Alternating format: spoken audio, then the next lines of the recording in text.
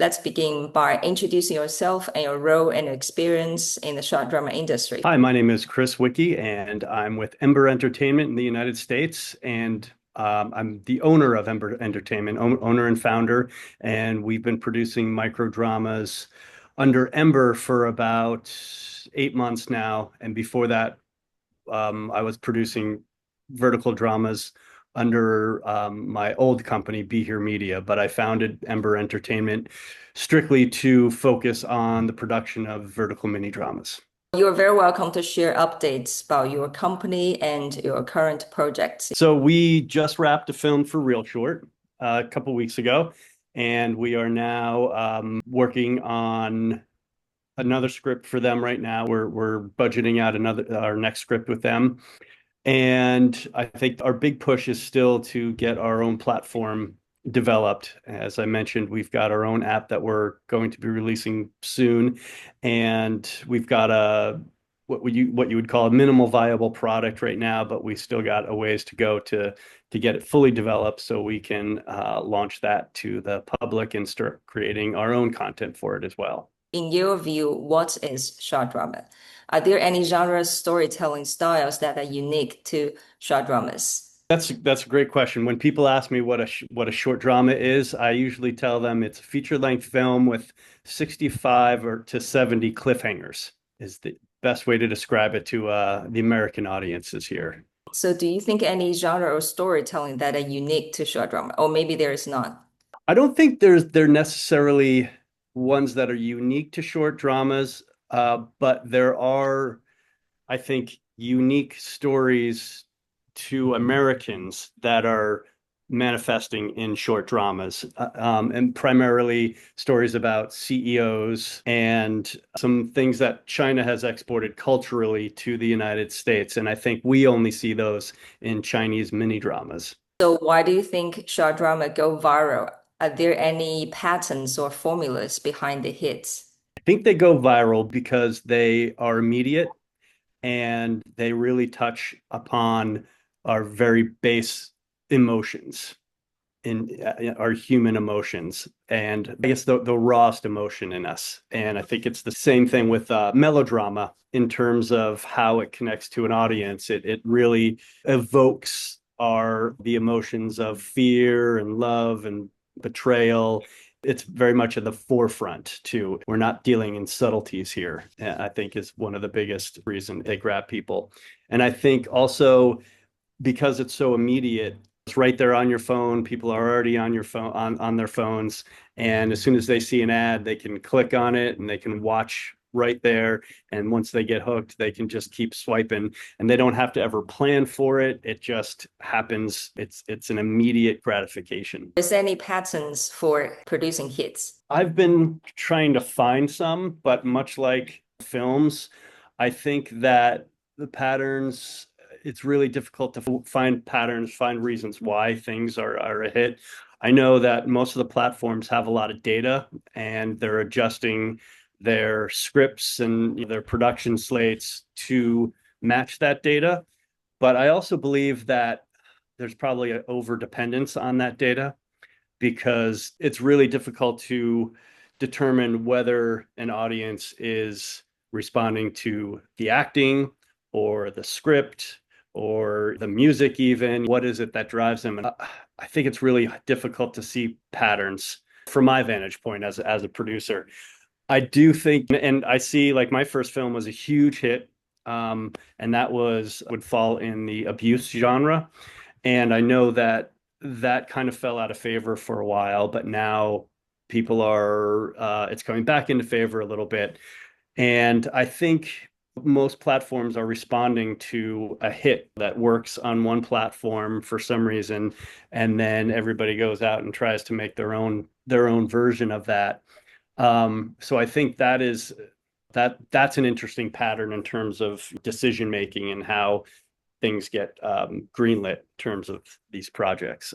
You mentioned about now dominates the North American market is the CEO genre. From your perspective, what genres are underexplored or deserve more attention? That's a great question. I think like teenage romance is something that isn't explored as much. in terms of the more innocent teenage romance. I think has always been a huge part of American culture. And I don't see much of that coming out of China or even the scripts that we're presented with. And I think really there's a lot more experimenting to be done. We have done a horror film that did pretty well, and I think horror is a really interesting genre to explore, and I think we're going to start seeing more of that soon. And also, we've done an action film as well, or a suspense film, and that one did pretty well as well. But I don't see many of those coming out as of yet. It's a little difficult for those to translate on the mobile format. So, but I think horror is something that definitely needs to be explored more, and I'm excited about jumping into that myself. You mentioned about horror, thriller, and action. Why do you plan those genres, and how was the audience feedback? Those were scripts that were handed to us and that we produced for a platform. And I know the horror one did very well. It's number 4 a few weeks ago. This was on Salty TV, and the film that we did was called Truth or Dare. That was number 4 for a while in terms of viewership there. And from what I was told anecdotally from the folks at the platform is that it actually did a little better than, or much better than they had anticipated, especially because this was several months ago. There weren't that many horrors out there in terms of examples or things that we could look to, but it did really well. The action one, I don't know. It was released a couple months ago, but I haven't gotten any data on that at all as of yet. So you got the script from the platform. Yes, The number 4 within the apps ranking, or within the apps ranking. Yep. It was the number 4 most watched for that month. the action or thrillers you've done. I want to know more about this. Yeah, so the film that we produced was called Married to the Assassin, and it was for Salty TV. And it was, I will have to say, just one of the funnest projects that we've ever done. We had a really experienced stunt coordinator that worked with us. There were some gunfights. There was a car chase that we were really wanted to do, but the budget wouldn't allow it, so we had to cut it from the script. But it was a really, really fun production, and I was really hoping that it would kind of launch more films like that. But I think we're just still waiting to see how well it does in terms of the audience response.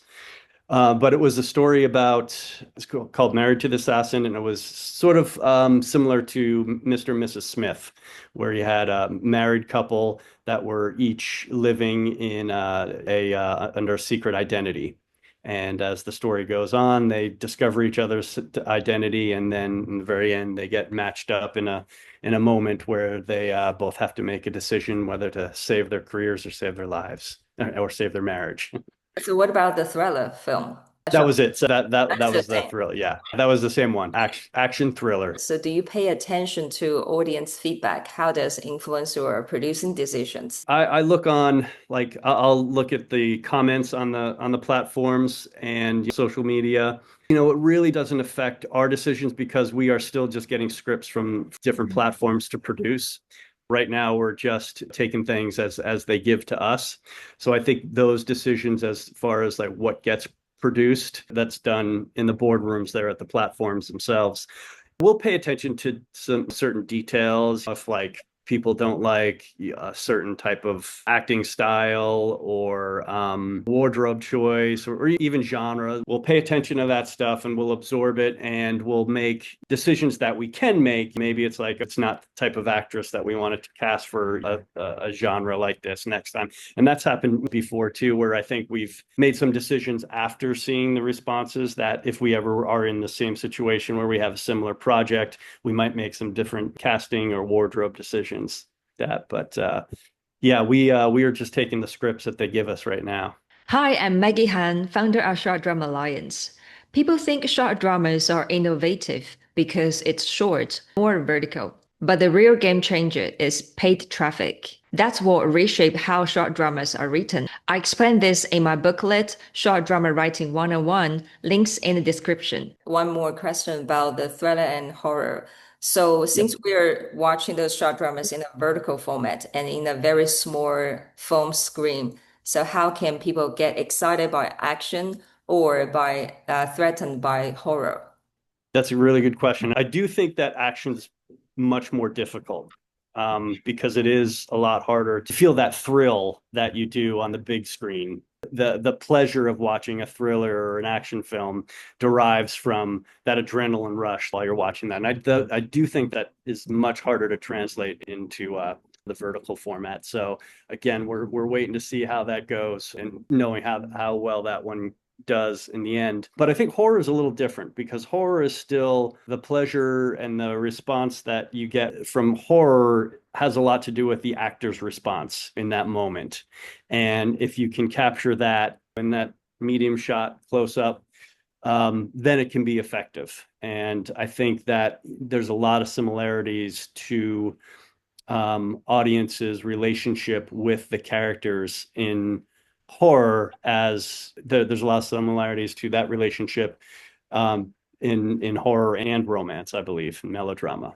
You must read a lot of scripts. Do you think any changes from the genres? Again, going back to like the abuse drama, the very first one we did, Mr. Williams' Madame is Dying, back in let's see, that would have been September of 2023. We did that one, and that sort of fell out of favor, that sort of genre. But now I hear anecdotally, I've talked to other producers that say they're getting more and more of those back.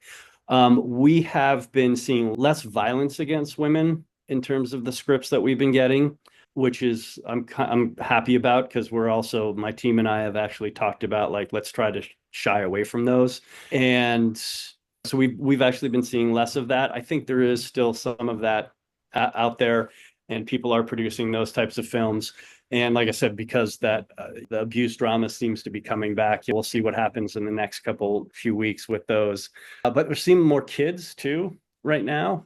We just did, the last film that we did was with a child, and it was a mistaken identity film, and there was a child. But I know the mother of the young actress was telling me that she's gotten like 5 or 6 scripts all of a sudden that are very similar to that story that we just shot. So there seems to be more the two genres that I've been seeing a lot of are the mistaken identity with a child, and also child bringing the two parents together. Seeing a lot of those as well. It seems to be going in wave. What do you mean by mistaken identity of a child? The mistaken identity of whose child is it? Yeah. Or the child gets raised by another family or another grandma, and then it turns out that she belongs to another family or mother or father. Yeah, it seems like the story two years ago in China. Yeah. That's what's interesting, is I think they seem to be going in waves. Yeah, but the abusive relationship, that's about 4 to 5 years ago in China. I don't think it's trendy anymore. I'm glad about that. But it's also interesting that that was our biggest hit as well. Maybe it's different from Western culture. Was it a very popular genre in China back then? Yeah, it was about 3 years and 4 years ago. And I saw this female short drama, abusive relationship. So I asked a female director, who is watching those? We had a discussion. So in her opinion, those kind of audience are from 4th to 5th tier cities in the rural areas, middle-aged women. She believes probably they get married in a very early age, and they were kind of in a family, doing family issues for a long time. And maybe those people are watching those and paying for it. That's her thought, but I don't have any data from that. We talk about this because I don't like those shows.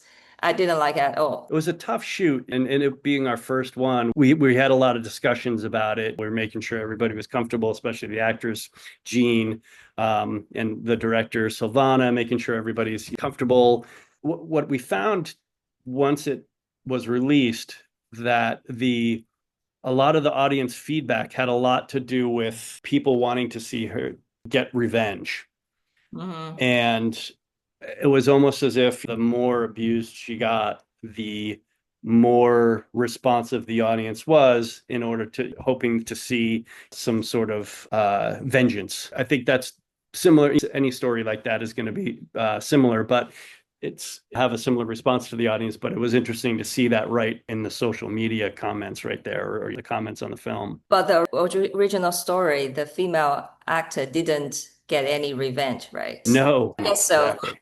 Yeah, that must be the guy. He realized he made a mistake, right? In the ending. right. It's the same. That's their Chinese story. I know that. And also a lot of the female audience comments were angry at her as well. She's like, girl, you got to get back at him. You got to leave him. They were angry with her.